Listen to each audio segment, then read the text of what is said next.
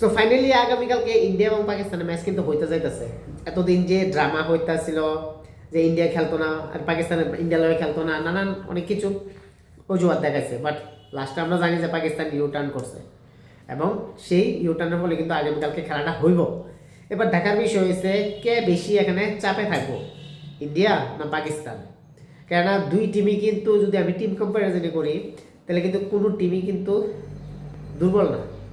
দুই টিমই কিন্তু well balanced আছে, ভালো স্পিন আছে দুই টিমের ভিতরে, ভালো পেস অ্যাটাক আছে দুই টিমের, ভালো অলরাউন্ডার আছে, যেটা সবচেয়ে বড় স্পেশালিস্ট আমরা দেখতে পাইতেছি পাকিস্তান টিমের মধ্যে।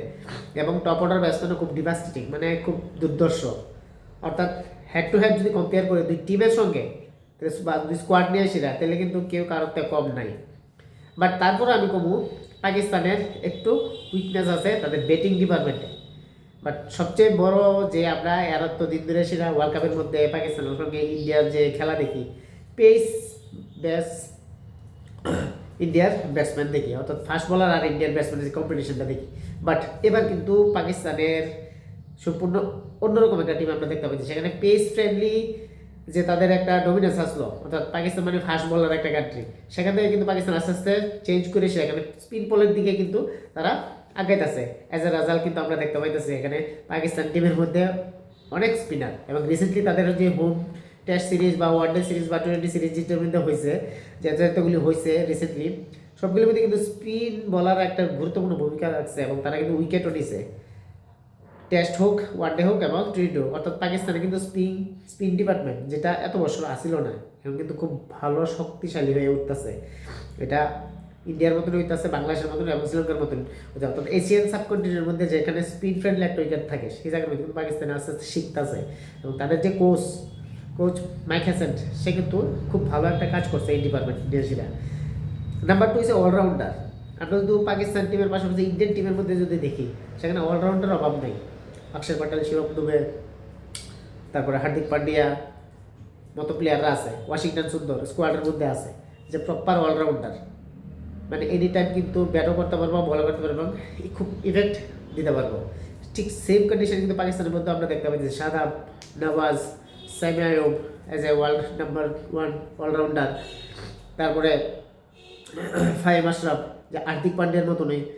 তো সেদিক থেকে যদি বিচার করি তাহলে কিন্তু অলরাউন্ডার প্লাস যে স্পিন ডিপার্টমেন্ট, দুইটাই কিন্তু দুই টিমের শক্ত। পেস বোলিং এর যদি দিকে যায়, ভারতের কাছে যেমন জাসপ্রীত বুমরা আছে, পাকিস্তানের কাছে শাহিদ আফ্রিদি আছে, তাছাড়া সালমান মির্জা আছে। তো দুই টিমই কিন্তু আগামীকাল যে মাঠের মধ্যে নামবো, তারা কিন্তু সম্পূর্ণ শক্তি দিয়ে নেবো। তাছাড়া যদি আমি ব্যাটিং ডিপার্টমেন্টের কথা চিন্তা করি, টপ অর্ডার ইন্ডিয়ার ক্ষেত্রে একটা কিং ব্যাটসম্যান ঈশান কিষান, অভিষেক শর্মা, তারপর তিলক বর্মা, সূর্যকুমার যাদবের মতো ব্যাটসম্যানরা কিন্তু আমরা টপ অর্ডার দেখতে পাই। কিন্তু অন্যদিকে যদি আমরা দেখি পাকিস্তানের টিমের মধ্যে, তাহলে কিন্তু সেখানে শাহজাদা ফারহান, যে লাস্ট ম্যাচের মধ্যে একটা 50 করছে এবং সে বরাবরই হুঙ্কার দিতে আছে ভারতীয় বলার এগেনস্টে, যে ভারতীয় বলার কিন্তু ডাইরেক্ট অ্যাটাক করবো। যে শাহজাদা ফারহান, সাম আইয়ুব আমরা জানি কীরকম ব্যাটসম্যান, অভিষেক শর্মার মতনই। তারপরে তার ক্যাপ্টেন সালমান আগা, তারপরে কিপার বাবর আজম। যদি বাবর আজম সেখানে সেরকম একটা খেলতে পারে না অন্যান্য তুলনায়। তাছাড়া তাদের মধ্যে শাদাব, নওয়াজ আসি মিডল অর্ডারের মধ্যে। অর্থাৎ হেড টু হেড টিম কম্পারিজনের মধ্যে কেউই কারোর থেকে কম না। মেইন কথা হচ্ছে কোন ডিপার্টমেন্ট, কোন টিমের ব্যাটসম্যানরা ভালো খেলতে পারবো সিচুয়েশন ওয়াইজ। স্পিন বল ভালো যে খেলতে পারবো সেই কিন্তু ম্যাচের রিপ ধরতে পারবো। আমি আবার কইতাছি, কেননা কলম্বোর পিচ স্পিন ফ্রেন্ডলি। এর আগে যে ম্যাচ হয়েছে সেখানে কিন্তু 18 উইকেট পড়ছে এবং 18 উইকেটের মধ্যে 16 উইকেট কিন্তু স্পিনে নিছে পাকিস্তান এবং ইয়র গেমের মধ্যে যদি আমরা দেখি। অর্থাৎ স্পিন ফ্রেন্ডলি একটা উইকেট আমরা জানি শ্রীলঙ্কার কন্ডিশনের মধ্যে পাওয়া যায় এবং হাই স্কোর কিন্তু সেখানে সম্ভাবনা খুব কম। 160 প্লাস বা 170 ইটস এনাফ টু ডিফেন্ড। মানে আমরা এটা বলতে পারি যে রান কিন্তু তেমন হইতো না, বাট সেখানে স্পিন একটা বড় একটা ভূমিকা পালন করবো। বাট ব্যাটিং সেকেন্ড যে করবো তার লাগেও কিন্তু একটু হেল্প থাকবো, কেন ডিউ পড়তে পারে সেখানে। তাছাড়া যদি ম্যাচের ওভারঅল কন্ডিশন যদি দেখি, বৃষ্টিও হতে পারে বা একটু ডিলে স্টার্ট হতে পারে। তো টার্গেট যেটা আমরা দেখতেছি 160 প্লাস, এটা একটা খুব ভালো একটা টোটাল হইব। এবার যদি প্লেইং ইলেভেনের মধ্যে দেখি, ইন্ডিয়ার প্লেইং ইলেভেনের মধ্যে হয়তো আমি এখানে দেখতেছি যে রিঙ্কু সিংয়ের জায়গার মধ্যে যদি ওয়াশিংটন সুন্দরে অ্যাড করা হয়, তাহলে কিন্তু টিমের ব্যালেন্সটা খুব ভালো হইবে, কেন রিঙ্কু সিং রিসেন্টলি যে কত ম্যাচগুলি হইতেছে বা দুইটা ম্যাচে খেলছে এর মধ্যে সেরকম এফেক্ট দিতে পারছে না। লোনাল্ডো লেমা হিসেবে একটু ওপর লেমা ছিল, আর ব্যাটই বল লাগতেছে না। তো সেই জায়গার মধ্যে ওয়াশিংটন সুন্দর যে স্পিনার হিসেবে একটা অপশন আছে, তাছাড়া ভালো ব্যাটও করতে পারে প্রেশারে। নাম্বার 2 সঞ্জু স্যামসন, সেদিন যে স্টার্টটা করলো খুব দুর্দর্শ। এবার তারা কি টিমে রাখবো কি রাখবো না তার দেখার বিষয়, কেন অভিষেক শর্মা ফিট হয়ে গেছে তো সেদিক থেকে ঈশান কিষান এবং অভিষেক শর্মা ওপেনিং থাকতেছে। 3 নম্বর থাকতেছে তিলক বর্মা, 4 নম্বর সূর্য কুমার যাদব, 5 নম্বর শুভম দুবে, 6 নম্বর হার্দিক পান্ডিয়া, 7 নম্বর অক্ষর পটেল, তারপরে বাকিরা। অর্থাৎ কেউই কিন্তু সেই জায়গার মধ্যে যদি ওয়াশিংটন সুন্দর এখানে অ্যাড করতে পারে, যদি অ্যাড করে টিমের মধ্যে, তাহলে কিন্তু এটা ইন্ডিয়ার লেগে ভালো হবে। যদিও রিঙ্কু সিংয়ের উপর এখন বিশ্বাস আছে ভারতের টিমের, তার লেগে রিঙ্কু সিংয়ের 2 ম্যাচ খেলা দেখছে, বা নেক্সট হয়তো পাকিস্তানের মধ্যে সঙ্গে যে খেলাটা এখানে কিন্তু তার খেলাইতে পারে। অন্যদিকে পাকিস্তানের যদি ব্যাটিংয়ের মধ্যে থেকে তার ব্যাটিং ডিপার্টমেন্টের মধ্যে উইকনেস, যদি টপ অর্ডারে যদি 2-3টে উইকেট পড়ে জায়গা প্রথম দিকে অ্যাটাক করতে গিয়ে এসছে, ডেফিনেটলি পাকিস্তান কিন্তু গেমের থেকে রিকভার করতে পারতো না। শেষের দিকে যদিও তারা ব্যাটসম্যান কিন্তু তারা সেই রকম ভালো স্পিন খেলতে পারে না। তো সেদিক থেকে এটা কিন্তু একটা বড় একটা ইন্ডিয়ার কাছে একটা টার্গেট থাকবে যে তারা টপ অর্ডারে কীভাবে, তার লেগে কিন্তু স্পেশালিস্ট আমরা জানি জাসপ্রীত বুমরা এবং হার্দিক পান্ডে এবং আর্শদীপ, 3জন কিন্তু ডেফিনেটলি টার্গেট করবো।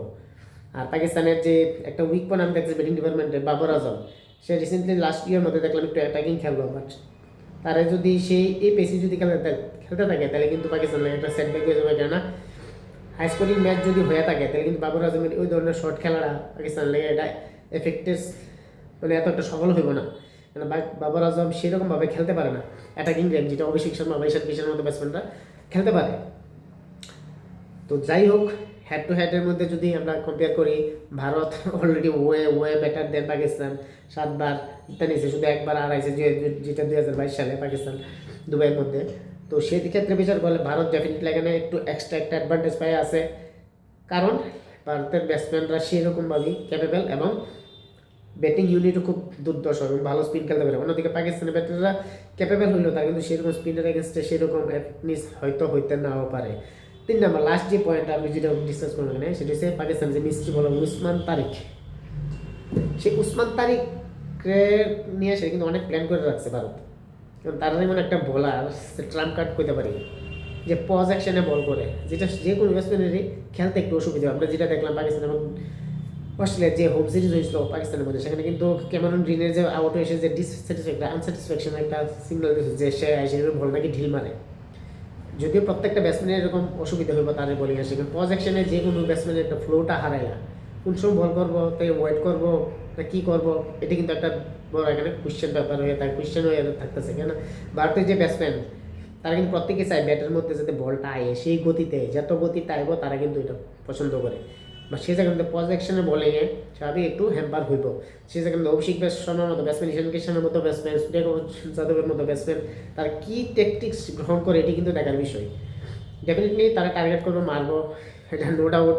আর পাকিস্তানের যে মেইন মিডল অর্ডারের যে মেইন স্ট্রেংথ সাদাব আর নওয়াজ, তারাই দুজনে যদি অ্যাটাক করে দিতে পারে, বলে তারা যদি মার দিতে পারে, রান করতে পারে তাদের এগেছে, তাহলে কিন্তু ডেফিনেটলি পাকিস্তান গেমের থেকে আউট হয়ে যাবে। এবং ইন্ডিয়া আবার কিন্তু জিততে যাইতেছে সেই পাকিস্তানের মধ্যে, যে পাকিস্তানের সঙ্গে যে খেলাটা হইতেছে যেটা নিয়ে এত হাইপ ক্রিয়েট হয়েছে। তো নো ডাউট এবার ম্যাচটা অনেক অনেক লোক দেখবো, কেন এত বড় একটা ড্রামা হয়েছে। পাকিস্তান ভারতে খেলতো না, এই করতো না সেই করতো, কত লোক কন্ডিশন শুরু করছে, হ্যান্ডশেক নিয়ে কন্ট্রোভার্সি, বাংলাদেশের নিয়ে একটা ঝামেলা, যার কারণে বাংলাদেশ ওয়ার্ল্ড কাপ থেকে বেরিয়ে গেছে। তো সব দিকে বিচার করলে কিন্তু সেখানে আমি দেখতেছি জমজমান একটা খেলা হইব। তাছাড়া যদি পয়েন্ট টেবিলের মধ্যে যদি দেখি, ইন্ডিয়া রান রেট অনেক বেটার পাকিস্তান থেকে, 2 ম্যাচে 2টা জিতছে, পাকিস্তান 2 ম্যাচে 2টা জিতছে। পাকিস্তানের থেকে better run rate plus point 3.45 এর উপরে আছে, 25 এর উপরে আছে। সেখানে পাকিস্তানে কিন্তু 1 পয়েন্ট সামথিং সেখানে পজিটিভ রান রেট আছে। তো পাকিস্তান চাইব ওই ভারতের হারানোর লেগে, কেন পাকিস্তান এবার দাবা করতেছে তার অন্য বছরের তুলনায় এবারের টিমটা অনেক বেটার এবং অনেক শক্তিশালী, যার কারণে ভারতের কিন্তু এবার তারা চ্যালেঞ্জ করতে পারবে, ভারতকে হারাতে পারবে। বাট ক্রিকেট অনিশ্চয়তার খেলা, হইতেও পারে আবার না হইতে পারে। বাট অন্যদিকে ইন্ডিয়ান টিমের যদি আমরা লাস্ট 2 ম্যাচে পারফরমেন্স দেখি, তারা কিন্তু স্পিনের এগেন্সে স্ট্রাগল করছে। এটা ইউএসএ যেইভাবে ভারতরে মানে একটু থ্রেটে ফেলাইছিল, এটা কিন্তু বড় বড় একটা চিন্তার বিষয় আছিল। তাছাড়া নামিবিয়ার সঙ্গে দেখলাম যে মিডল ওভারের রান নাই, উইকেট যাইতেছে কেন, অর্থাৎ স্পিনের এগেন্সটে কিন্তু আবার সেই প্রবলেম। পাকিস্তানের ক্ষেত্রে যদি দেখি তারা প্রথম ম্যাচে অলরেডি হেরে গেছিল নেদারল্যান্ডে গেছে একটা ক্যাচের লেগে, বাট সেখান থেকে ম্যাচ কিন্তু ঘুরে গেছে। তো পাকিস্তানের একটা উইক পয়েন্ট আছে, সেখানে একটু প্রেশারে বলে কিন্তু তারা খেলা সেরকম ছন্দে খেলতে পারে না এবং হারতেও পারে। তো দুই টিমই প্রেশার থাকবো, এবার দেখা যাক যে কে ওই প্রেশার মুভমেন্টের মধ্যে সবচেয়ে ভালো পারফরমেন্স করতে পারে। যে ভালো পারফরমেন্স করতে পারে, যে পজিটিভ থেকে নিজের নার্ভ কন্ট্রোল রেখে সে খেলতে পারে, সেই কিন্তু ম্যাচের উইনার দিব। আর পাকিস্তানের বলার ব্যাস ইন্ডিয়ার ব্যাটসম্যান, এটা কিন্তু আবার আমরা দেখব এটা স্পিড হোক বা ফাস্ট বলার হোক, কেননা ইন্ডিয়ার যে ব্যাটসম্যান, যে অ্যাটাকিং মাইন্ডসেটের ব্যাটসম্যান, ঈশান কিষান, অভিষেক শর্মা, সূর্যকুমার যাদব, তিলক বর্মা, প্রত্যেকে কিন্তু শুরু করবো মার দেওয়া, যেটা আমরা এশিয়া কাপের মধ্যে দেখছি। তো বেস্ট অফ লাক টিম ইন্ডিয়ার লেগে, আবারও ভালো করে খেলো এবং পাকিস্তানটা আবারও হারো।